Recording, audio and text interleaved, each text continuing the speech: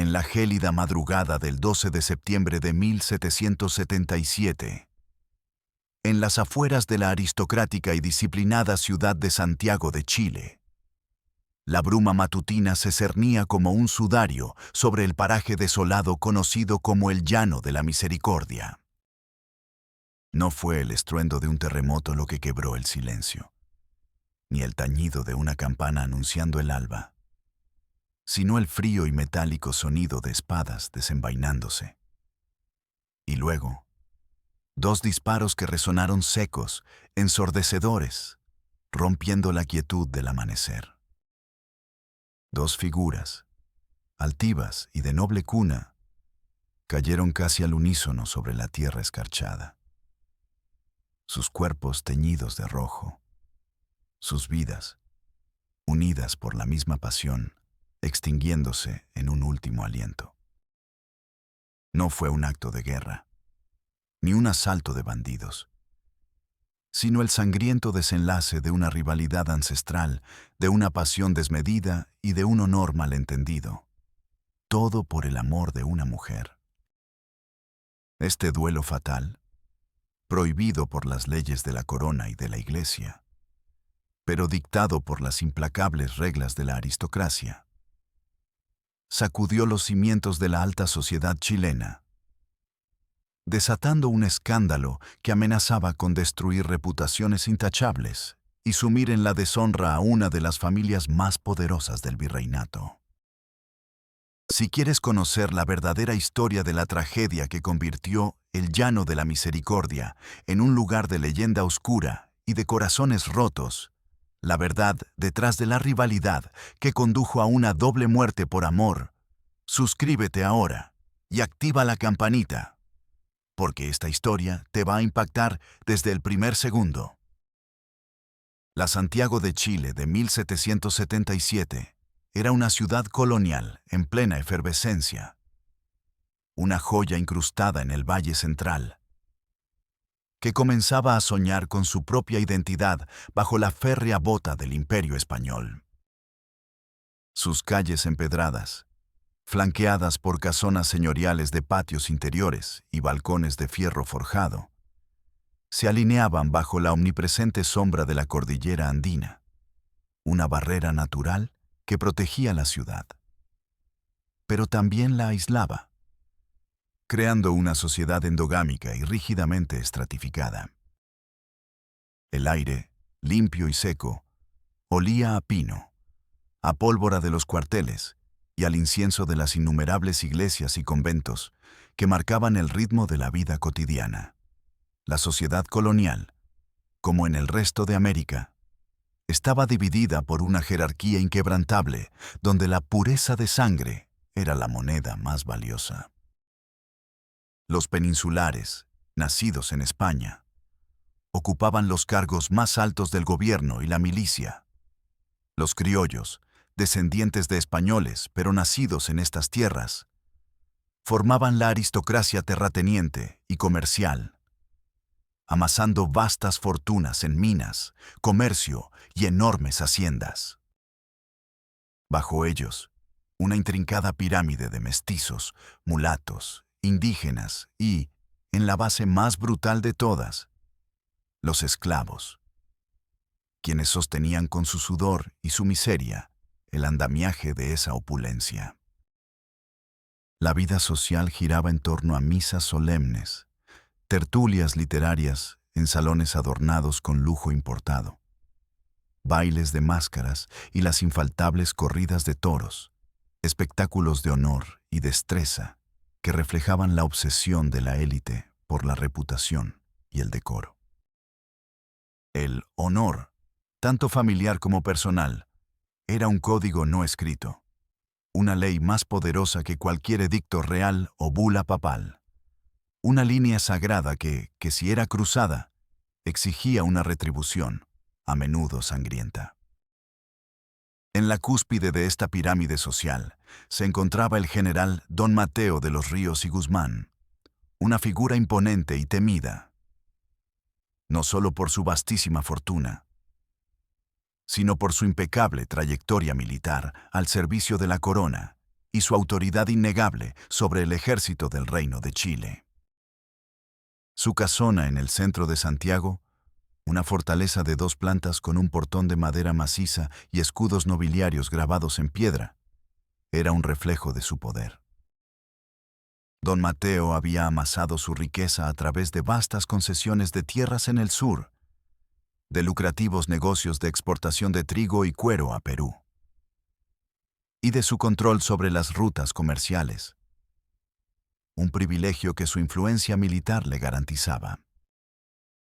Era un hombre de unos 60 años, de estatura elevada, con una barba cana cuidadosamente recortada y unos ojos penetrantes que habían visto las batallas más encarnizadas contra los mapuches en la frontera. Unos ojos que nunca mostraban debilidad ni compasión. Su voz, grave y autoritaria, era sinónimo de disciplina férrea.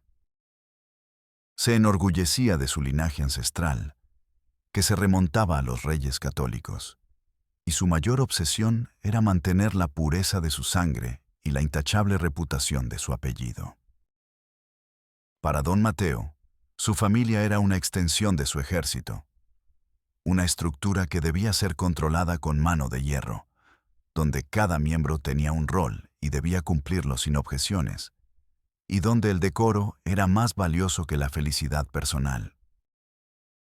Doña Elena de los Ríos, su única hija y heredera, era la joya de la corona de la familia. Una joven de 22 años, cuya belleza era tan deslumbrante como su espíritu vivaz. Alta y esbelta, con una melena de rizos castaños que caían sobre sus hombros y unos ojos grandes de un verde esmeralda que brillaban con una inteligencia y una curiosidad inusuales para las damas de su época, Elena era el objeto de deseo de todos los jóvenes aristócratas de Santiago. Había sido educada en los mejores conventos y por tutores privados, dominando el francés, el latín, la música y las artes.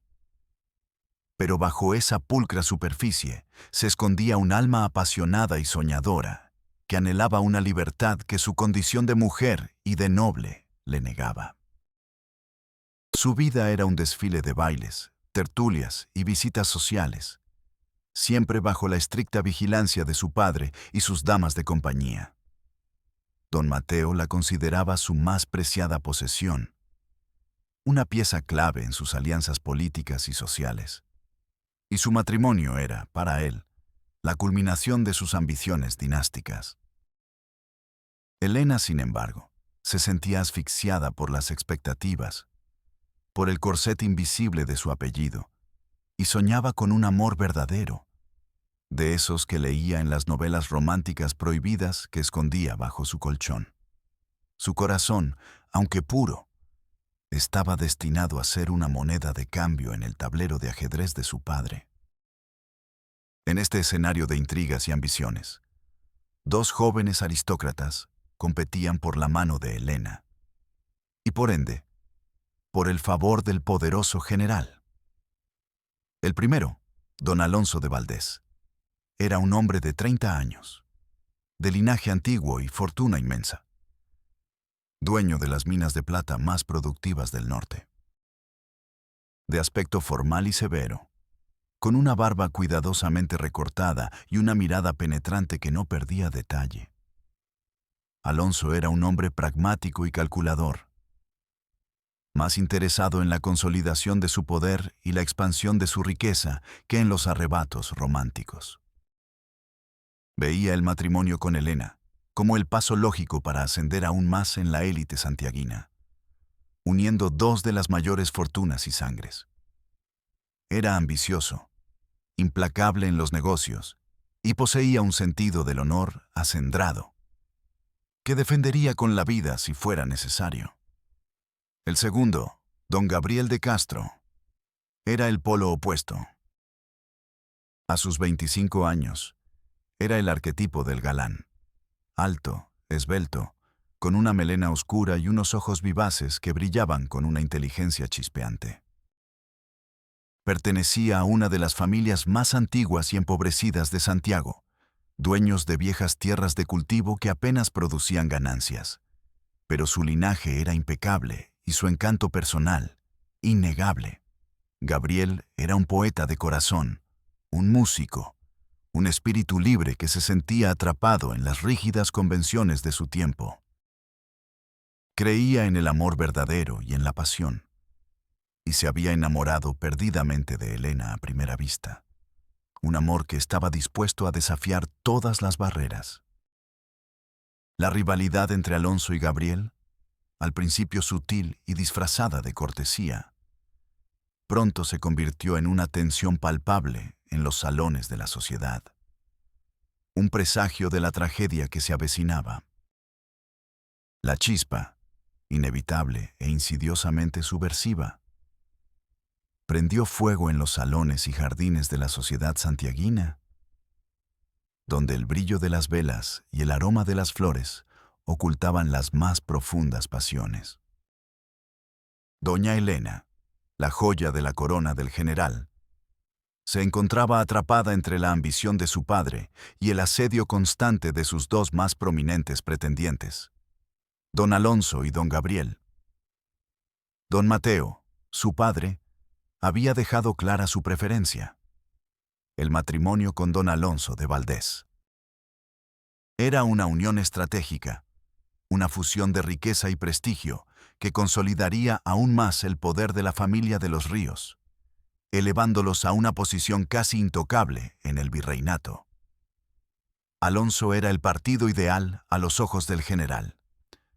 Maduro, estable, increíblemente rico y de una reputación intachable. Un hombre que no admitiría réplica ni desafío. Elena, por su parte, sentía por Alonso un respeto frío, la clase de afecto que se tiene por un pariente distante. Su presencia le resultaba imponente, casi asfixiante. Sus conversaciones sobre negocios y política carecían de la chispa que su alma soñadora anhelaba. Pero su corazón, a pesar de la razón y de las imposiciones paternas, latía con una fuerza incontrolable por don Gabriel de Castro. Gabriel, con su espíritu romántico y su encanto arrollador, había conquistado el alma de Elena desde su primer encuentro en un baile de máscaras, donde sus miradas se encontraron a través de las caretas y sus almas se reconocieron al instante. Sus conversaciones, en los breves momentos que la estricta vigilancia de su padre y sus damas de compañía les permitía, no eran sobre haciendas o minas, sino sobre poesía, sobre los sueños prohibidos de libertad, sobre la belleza del mundo y el significado del verdadero amor. Sus encuentros se volvieron más frecuentes, más arriesgados. Las miradas furtivas en las misas solemnes, los roces accidentales de manos bajo la mesa en las tertulias, las notas secretas escondidas entre las páginas de un libro o en el doblar de un abanico, se convirtieron en el combustible de su pasión prohibida. El jardín trasero de la casona de los Ríos, un laberinto de setos de boj y estatuas de mármol que se abría a una fuente murmurante, se convirtió en su santuario clandestino. Allí, bajo el manto protector de la noche y el aroma de los jazmines, se atrevieron a cruzar los límites impuestos por Dios, por los hombres y por la sociedad entera. Sus susurros se mezclaban con el canto de los grillos, sus manos se buscaban en la oscuridad, sus labios se unían en besos robados, cada uno una promesa y un acto de rebelión. Su relación prohibida culminó en un acto de amor físico, consumado en la biblioteca privada de Elena, un rincón que su padre rara vez visitaba, donde el olor a libros antiguos y cera de vela se mezclaba con el aliento de su pasión, sus cuerpos uniéndose en un acto de desesperación y de fe en un amor que desafiaba todo lo establecido. La conciencia del pecado, de la transgresión, se desvanecía ante la inmensidad de lo que sentían. El secreto que compartían se volvió una bomba de tiempo con cada encuentro, con cada suspiro robado. y la explosión no se hizo esperar, manifestándose de la manera más temida para una mujer en esa época. Unas semanas después, Elena comenzó a sentir los primeros síntomas. Las náuseas matutinas que no podía disimular, los mareos repentinos, el cansancio abrumador. El terror la paralizó. Estaba embarazada, un hijo de Gabriel, un bastardo en el seno de la familia más pura de Santiago. El pánico se apoderó de ella, un miedo helado que recorría cada fibra de su ser. El descubrimiento de su estado significaría la deshonra total, no solo para ella, sino para toda su familia. Un escándalo que destruiría el intachable honor del general y lo arrastraría al fango. Su destino sería un convento. Su hijo sería arrebatado y dado en adopción. Y Gabriel, el hombre que amaba, enfrentaría la furia de su padre, quizás la cárcel o el exilio. La tensión era insoportable, un nudo apretado en su garganta, una presión constante en el pecho. Cada mirada de su padre, cada comentario sobre su salud, cada día que pasaba, era un tic-tac más en la cuenta regresiva hacia su inevitable perdición. El secreto debía ser ocultado a toda costa. Su vida dependía de ello, y la de su amor. El terror del embarazo, el peso de la deshonra inminente, se convirtió en una carga abrumadora para doña Elena. La náusea matutina era un recordatorio constante de su pecado y de la vida que crecía en su vientre, una vida que, de ser descubierta, destruiría todo a su paso. Su comportamiento cambió drásticamente. Se volvió retraída, evitaba las comidas en familia, alegando jaquecas o malestares digestivos, excusas que, al principio, su padre y las damas de compañía aceptaron con indulgencia. Su melancolía se acentuó, y sus ojos, antes vivaces, ahora estaban velados por una sombra de miedo y desesperación.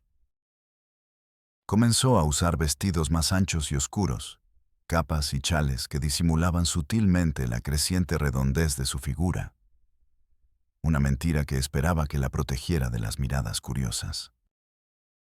Se encerraba en su habitación con más frecuencia, pretextando el estudio de las escrituras o la lectura de libros piadosos, cuando en realidad pasaba horas en silencio, con la mano sobre su vientre, sintiendo la vida que se gestaba y con la mente febril, buscando una solución desesperada. En su soledad y angustia, Elena encontró su única confidente en Inés, su antigua nana, una mujer de origen mestizo, ya anciana, que la había criado desde la cuna y a quien amaba como a una madre. Inés, de ojos sabios y manos curtidas, había notado los cambios en su niña, la palidez de su rostro, la evasión en su mirada, las ausencias misteriosas. Una noche, incapaz de contener más su dolor, Elena se derrumbó en los brazos de Inés, confesando entre sollozos el amor por Gabriel y la terrible verdad de su embarazo. Inés, lejos de juzgar, sintió una profunda compasión por la joven, conocedora de las implacables reglas de su sociedad y de la furia de don Mateo. Le prometió ayuda, movida por el amor y la lealtad que le profesaba a Elena, a quien consideraba su propia hija. El plan de escape, la única salida posible, se gestó en susurros nocturnos, en rincones oscuros de la casona, bajo el miedo constante a ser escuchados por algún sirviente leal al general o por las chismosas de la corte. La idea era simple en su audacia. Elena y Gabriel debían huir de Santiago, llegar a un puerto lejano y embarcarse hacia tierras donde nadie los conociera, donde su amor pudiera florecer sin condena. El destino más probable era Valparaíso, el puerto principal, o incluso más al norte. buscando un barco que los llevara a Perú, o si era posible, a las Filipinas. Un lugar tan lejano que ni la sombra de Don Mateo podría alcanzarlos. El desafío era enorme. Necesitaban dinero para el viaje, disfraces para Elena, contactos para el barco y un plan de huida sin ser detectados. Elena comenzó a recolectar joyas y objetos de valor que le pertenecían por herencia materna. Piezas pequeñas que podía esconder y que Inés podría vender discretamente a usureros o mercaderes de dudosa reputación. Eran pequeños tesoros, algunos regalos de su madre, ahora convertidos en la moneda de su libertad. Inés, con su experiencia en el mundo de los sirvientes, se movía por los mercados y las calles secundarias, vendiendo las alhajas de Elena a precios bajos, justificando las ventas con excusas de deudas o necesidades familiares. El dinero, una pequeña fortuna en monedas de oro y plata, se guardaba en un cofre escondido bajo el suelo de la habitación de Inés, envuelto en trapos. Gabriel, a través de sus viejos amigos de la universidad, algunos de ellos con conexiones en el mundo portuario y el comercio ilícito, contactó a un contrabandista de Valparaíso, un hombre de mar curtido y de moral laxa, que se había ofrecido a llevarlos a bordo de su navío. La logística era compleja.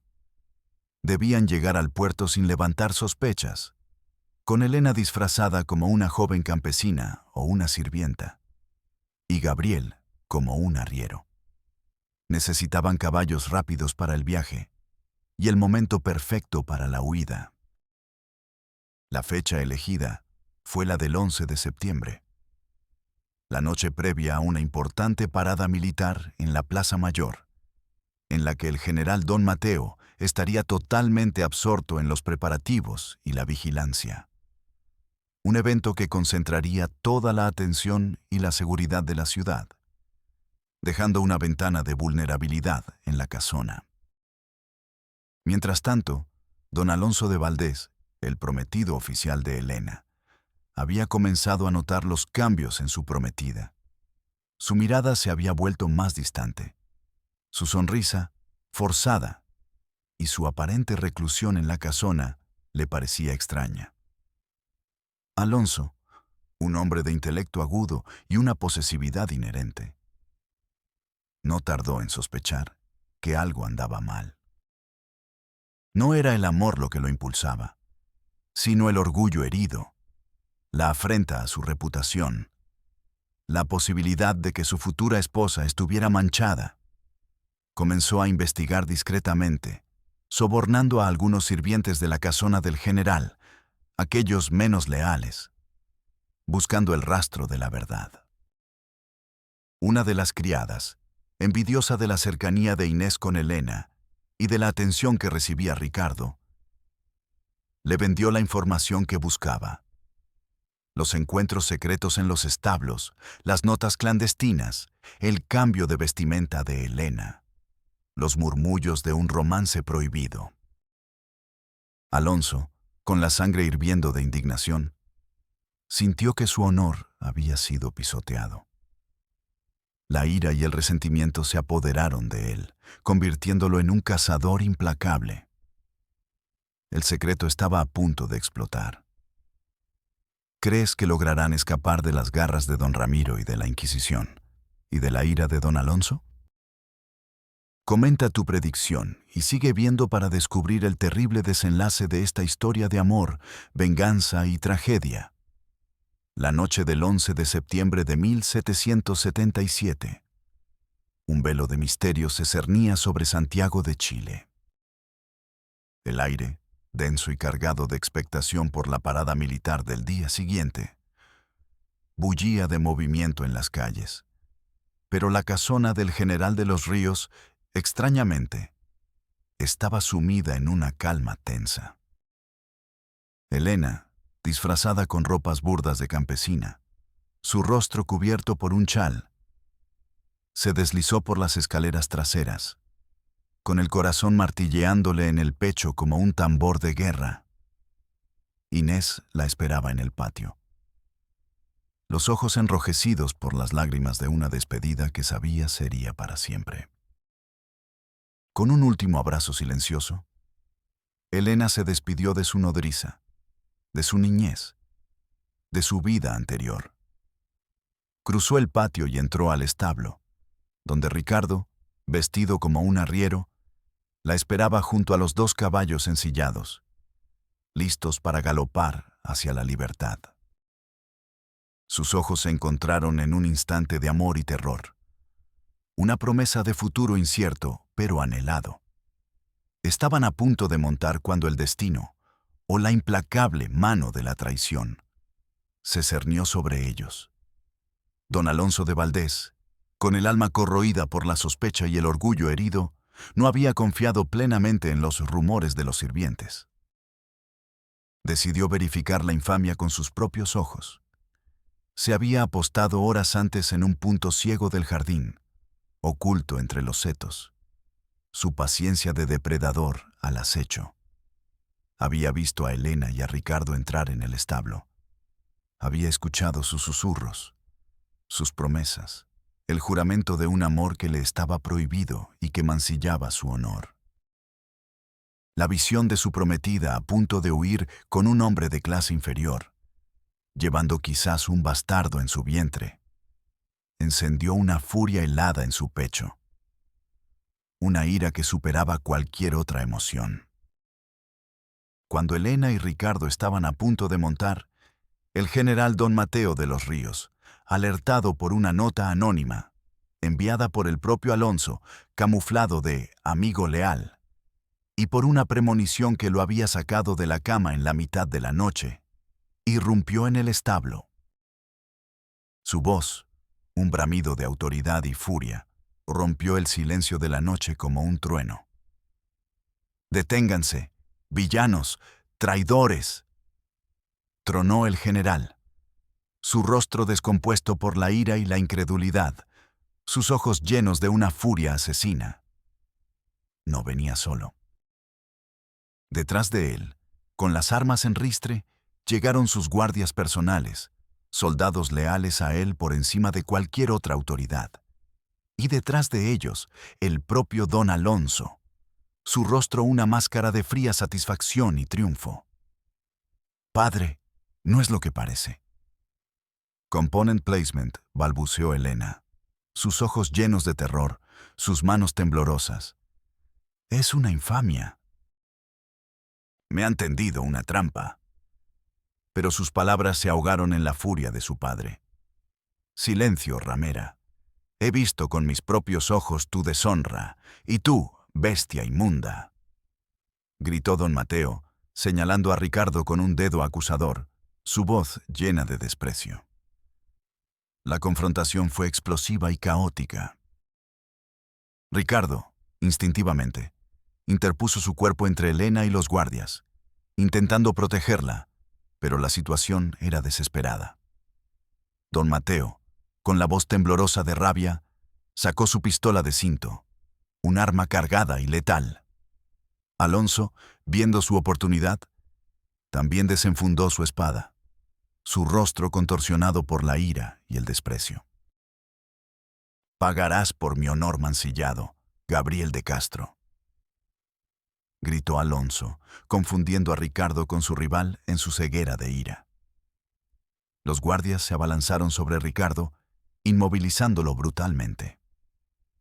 Elena, en un arrebato de desesperación, se soltó de las manos de los guardias que la sujetaban, intentando interponerse.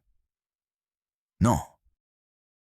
Padre, él no es», gritó, pero fue demasiado tarde. La pistola de don Mateo se alzó y disparó. El estampido resonó en el establo, y Ricardo cayó al suelo, la sangre brotando de su pecho. Elena se arrodilló a su lado. Sus gritos de dolor se mezclaban con el alarido de su padre. En ese instante, don Gabriel de Castro, alertado por los disparos y los gritos, y preocupado por Elena, irrumpió en el establo, espada en mano, listo para defender a su amada. Su aparición fue el último clavo en el ataúd de la tragedia. Don Alonso, al ver a Gabriel, su verdadero rival, su rostro se descompuso en una furia aún mayor, la humillación insoportable. «Ah, bastardo, te atreves a aparecer, miserable». Bramó, y sin esperar órdenes, se abalanzó sobre Gabriel con la espada en ristre, sus ojos llenos de un odio mortal. Don Mateo, aturdido por los disparos y la revelación de la verdadera identidad del amante de su hija, no supo qué hacer. Gabriel, confundido pero valiente, se defendió con destreza, sus espadas chocando en un duelo improvisado y mortal. Las chispas volaban, el metal resonaba, y en cuestión de segundos, la tragedia se consumó. Ambos hombres, cegados por la furia y el honor, se hirieron mortalmente. Gabriel, con un último y desesperado golpe, logró clavar su espada en el corazón de Alonso, quien cayó desplomado, la vida extinguiéndose en sus ojos. Pero el propio Gabriel, herido de muerte por la espada de Alonso que lo había atravesado, cayó de rodillas, su mano extendida hacia Elena, sus ojos fijos en ella, antes de desplomarse también, su vida, sus sueños, su amor, desvaneciéndose en el suelo ensangrentado. Elena, en medio del horror, se arrastró hasta él, suplicando: «Gabriel, no, por favor, no me dejes». «Component placement», susurró, su voz rota por el dolor. Pero ya era tarde. Don Mateo observó la escena, su rostro una máscara de horror, su honor, su reputación, su familia, todo destrozado por una pasión que nunca comprendió. Los dos hombres que amaban a su hija yacían muertos a sus pies, y el hombre que él había matado, Ricardo, era inocente. La bomba de tiempo había explotado, no solo revelando el secreto, sino aniquilando a todos los que la rodeaban. La catástrofe que se desató en la hacienda de los Ríos, en aquella madrugada del 12 de septiembre de 1777, fue un espectáculo de horror que superó las peores pesadillas. La luz tenue del amanecer se colaba por las rendijas del establo, iluminando una escena dantesca. 3 cuerpos yacían inertes sobre el heno empapado en sangre, sus vidas extinguidas por la furia, los celos y el honor malentendido. El hedor a pólvora, sangre y muerte llenaba el aire, asfixiando a los pocos testigos que aún podían respirar. Don Mateo de los Ríos, el imponente general, se encontraba de pie, inmóvil, su rostro una máscara de horror y desolación. Sus ojos, antes llenos de autoridad y orgullo, ahora reflejaban la locura que comenzaba a apoderarse de él. A sus pies yacían los cuerpos de don Alonso de Valdés y don Gabriel de Castro, los 2 aristócratas que se habían matado mutuamente por el amor de su hija, sus espadas aún en sus manos, como mudos testigos de una tragedia griega. Un poco más allá, el cuerpo de Ricardo, el humilde peón, yacía inerte, su vida inocente cegada por la mano de un padre ciego de ira. Y en medio de este baño de sangre, doña Elena, la bella y noble Elena, se arrastraba por el suelo, sus ropas de campesina manchadas de sangre, sus gritos un lamento desgarrador que cortaba el alma.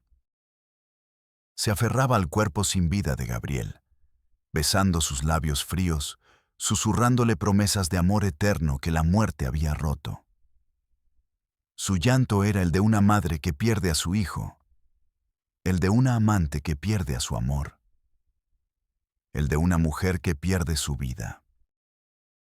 Su desesperación era tan palpable que hasta los guardias, hombres curtidos en la batalla, bajaron sus armas, sus rostros reflejando una mezcla de horror y piedad. Don Mateo observaba a su hija, la joya de su corona, la pieza clave de sus ambiciones, ahora quebrada, destruida, su mente a punto de sucumbir a la locura. La escena era la representación más cruel de su propia soberbia, de su obsesión por el control y el honor. En un momento de delirio, el general, con un grito de agonía que resonó en el establo, levantó su propia pistola y la dirigió hacia su sien. Pero un sargento, más rápido, se abalanzó sobre él y se la arrebató, impidiendo un suicidio que habría añadido una mancha aún mayor a la infamia de los Ríos. Los cuerpos fueron retirados en secreto, cubiertos con mantas, sus rostros pálidos y sin vida. La sangre fue lavada con cubos de agua y cal, intentando borrar la evidencia de la masacre. Pero las manchas rojas persistirían en la memoria del lugar, un estigma eterno. Los sirvientes que habían presenciado la escena fueron amenazados con la muerte si abrían la boca. Sus ojos, llenos de terror, eran testigos silenciosos de la brutalidad que habían presenciado. La tragedia fue encubierta de inmediato por el general, con la ayuda de sus contactos militares y eclesiásticos. Se fabricó una historia oficial. Don Alonso y don Gabriel habían muerto en un trágico accidente de caza. Sus caballos se habían desbocado y los habían arrojado a un precipicio. Ricardo, el peón, había sido encontrado muerto días después, víctima de un robo en los caminos. Una mentira burda, pero la única forma de salvar, al menos en apariencia, el honor de la familia de los Ríos y la de Valdés y Castro, y de evitar un escándalo que habría reverberado hasta la Corte Real en Madrid. La catástrofe fue total, una purga de vidas y de inocencia.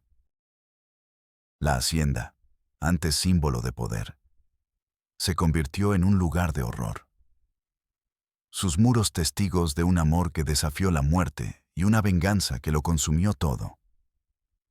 La sangre derramada en el establo y en el llano se convertiría en el germen de una leyenda oscura. Una historia de fantasmas y de un amor trágico que se negaría a ser olvidado. El silencio que siguió a la masacre fue ensordecedor, un eco constante de la brutalidad y la desesperación.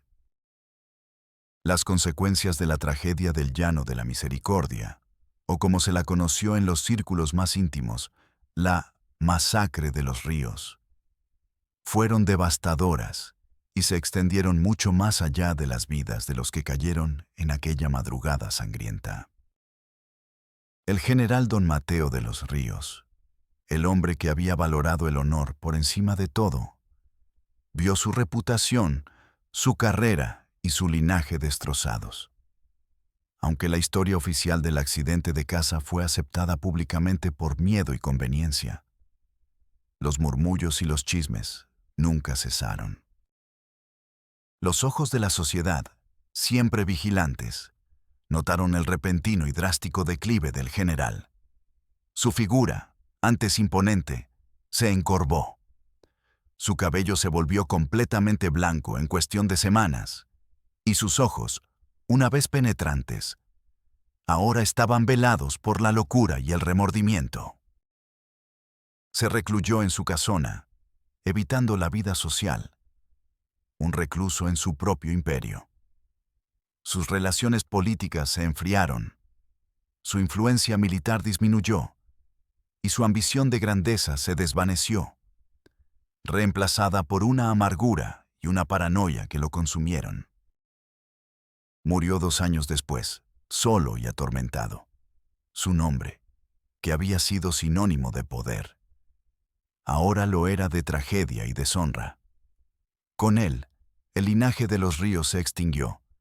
Sus vastas propiedades fueron heredadas por parientes lejanos o pasaron a manos de la corona. Su memoria, una sombra oscura en la historia de Santiago. Doña Elena, la verdadera superviviente de la tragedia, pagó un precio aún más cruel. Su mente, incapaz de soportar el horror de lo presenciado y la pérdida de sus dos amores, se quebró. Sufrió una profunda melancolía y ataques de histeria. Para evitar un escándalo aún mayor que confirmara los rumores de su deshonra y el trágico origen de su sufrimiento, fue recluida de por vida en el convento de las Clarisas Descalzas, bajo el pretexto de una vocación tardía y una enfermedad que la consumía.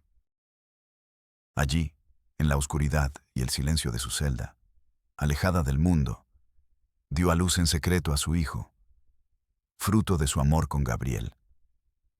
El niño, un varón, fue sacado del convento por Inés, la fiel nodriza, quien lo entregó en secreto a una familia de arrieros de confianza en los llanos, lejos de la ciudad y de cualquier sospecha. El niño fue criado como un hijo más de la familia, sin conocer su verdadero linaje. Su único vínculo con su pasado era un pequeño relicario con un mechón de cabello de su madre y una pequeña carta escrita por Inés, revelando la verdad, que solo debía abrir al llegar a la adultez. Elena vivió sus últimos años en el convento, susurrando el nombre de Gabriel en sus delirios. Su alma rota, su vida sacrificada en el altar del honor y la venganza. Murió joven, su belleza consumida por la pena. El llano de la misericordia, escenario del duelo fatal, se convirtió en un lugar temido y evitado por los habitantes de Santiago. La gente juraba que al atardecer, y especialmente en las noches de luna nueva, se escuchaban susurros y lamentos, el choque fantasmal de espadas y el eco de disparos. Se decía que los espíritus de los dos aristócratas vagaban por el llano, condenados a repetir su duelo por la eternidad, sin encontrar la paz, mientras que el alma de Ricardo, el inocente, buscaba su descanso. La historia, silenciada por las autoridades, encontró un camino en la tradición oral, en los cuentos de fantasmas que los viejos contaban a los niños asustados junto al fuego, en las canciones de cuna que hablaban de amores prohibidos y castigos sangrientos. La leyenda se forjó en el dolor, en la injusticia y en la persistencia del amor más allá de la muerte. Era una historia de honor manchado, de pasión desmedida y de una crueldad aristocrática que dejó una huella imborrable en el alma de Santiago. Hoy, la vibrante y moderna Santiago de Chile se alza sobre las cenizas de su pasado colonial. Pero las leyendas, como las raíces de árboles centenarios, persisten bajo la superficie de la modernidad. El mito del duelo fatal del llano de la misericordia sigue resonando en la memoria colectiva. Aunque pocos conocen los detalles exactos de la tragedia que lo originó. No fue sino hasta la década de 1980, en medio de la apertura de antiguos archivos eclesiásticos y nobiliarios, cuando el doctor Patricio Herrera, un historiador obsesionado con las historias ocultas de Chile, tropezó con un hallazgo extraordinario. En los sótanos olvidados de un antiguo convento dominico, encontró una caja de madera vieja, envuelta en telas polvorientas. Dentro, junto a documentos sin importancia, yacía un legajo de cartas personales, amarillentas por el tiempo, y un diario manuscrito, con una caligrafía elegante y delicada.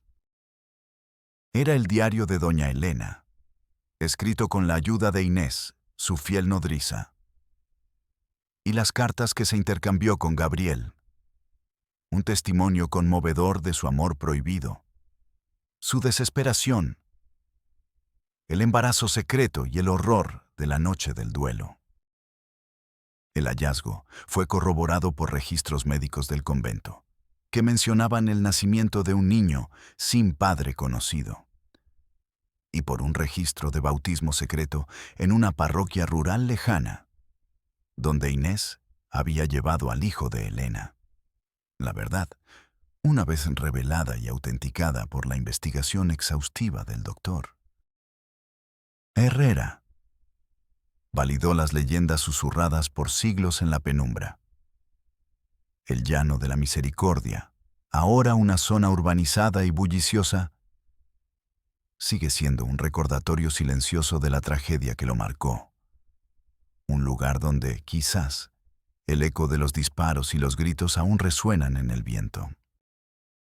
La historia de Elena, Gabriel, Ricardo y Alonso no es solo un relato de pasión y violencia. Es un testimonio del poder indomable del amor, de la brutalidad del honor malentendido y de la crueldad de una sociedad que valoraba más la reputación que la vida humana y la felicidad. Nos recuerda que incluso en los rincones más oscuros y olvidados de la historia, las acciones impulsadas por la pasión y la venganza pueden dejar una marca imborrable, forzando a la verdad a emerger de las sombras, incluso si tarda siglos en hacerlo. La justicia poética, a veces, se encuentra en la supervivencia tenaz de la historia misma. ¿Crees que el amor de Elena y Gabriel, a pesar de su trágico final, logró trascender la muerte y las barreras sociales? ¿O fue un precio demasiado alto a pagar por una pasión prohibida? Déjanos tu opinión en los comentarios y suscríbete para más historias que revelan las verdades ocultas y los dramas más intensos de nuestro pasado, aquellas que se niegan a ser olvidadas.